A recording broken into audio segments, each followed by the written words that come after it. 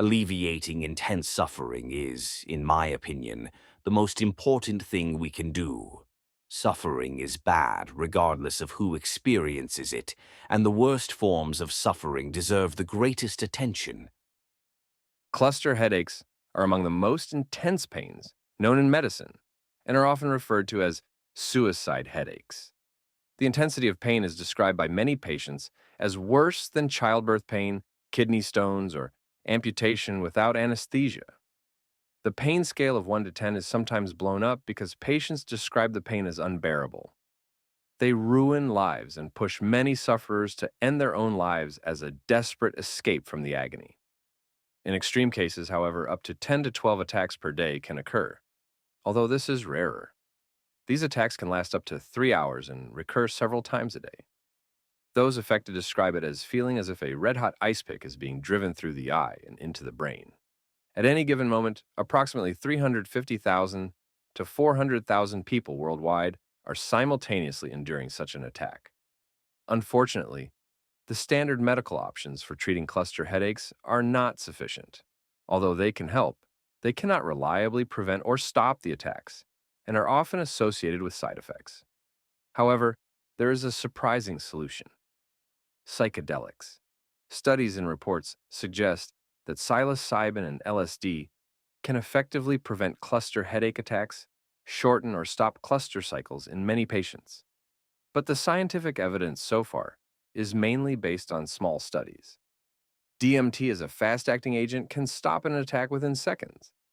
However, these substances are illegal in most countries, making it difficult for patients to access them.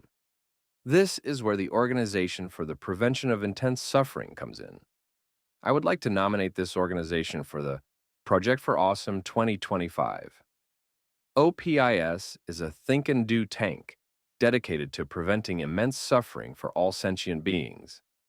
They are committed to ensuring that people with cluster headaches have legal access to effective treatments. They're working on various fronts to achieve this goal. They support research to develop new therapies. They inform doctors and the public about cluster headaches and their treatment options. They advocate for legislative changes to facilitate access to effective treatments. They do provide information and support to patients. OPIS has also addressed the problem of the lack of pain relief in low-income countries.